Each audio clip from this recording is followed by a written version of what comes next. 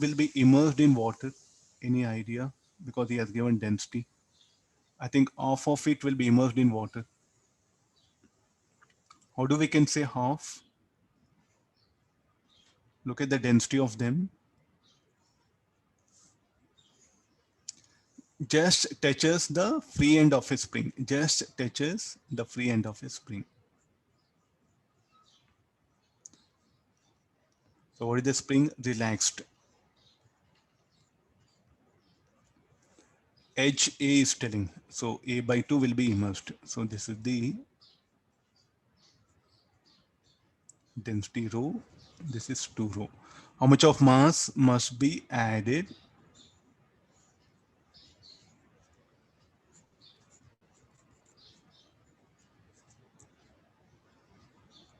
So there's a W.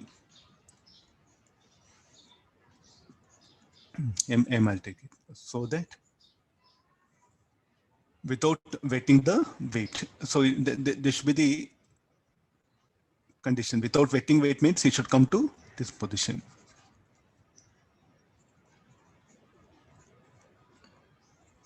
What are the now initially? So I think there's no need of anything. But how much will be immersed initial length? Any idea? X1. So what is the formula? H by. And I'll directly get into this one. So there's a buoyant force. There's a weight.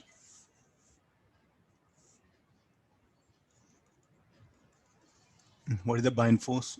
2 rho. Volume immerse, we don't know. It's a cube. H G should be equal to rho A square A cube.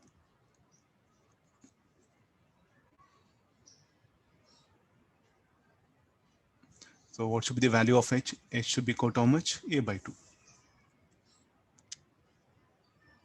So how much spring should be compressed? Shall we say A by 2? So how much of spring force should act here? No? So let's start showing all the forces. Spring force will be Kx, I'll call it. So what should be the value of X? The spring should be compressed by how much of distance?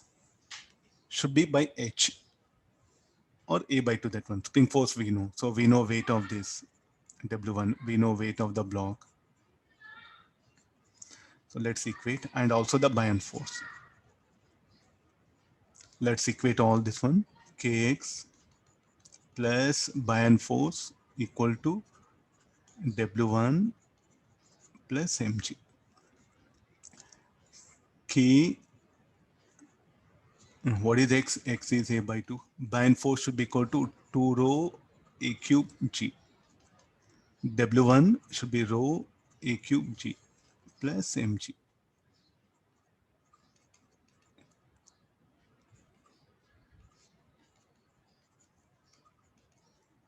M should be equal to Ka by 2G plus rho E. Rho A cube. This much of mass should be added here.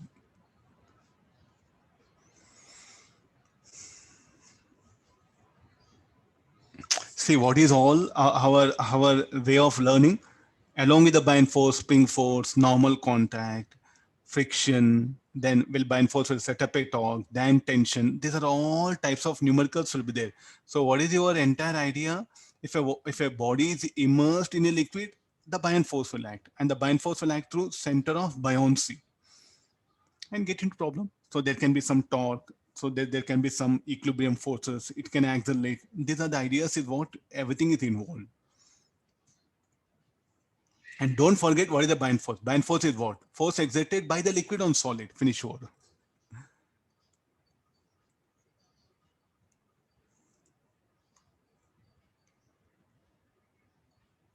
So I think minute observation. Student actually what actually is like they don't want to analyze this. This is what the physics.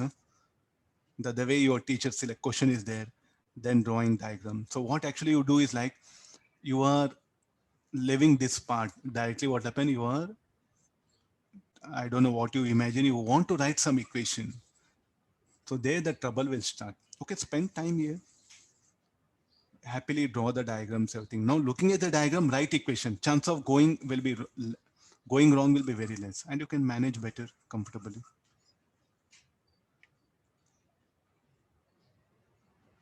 Same problem, sir. If a container, if it accelerates, what you're going to do if it accelerates? Effective G you're going to bring. Where all G is there, effective G. G effective will come into picture. Nothing big.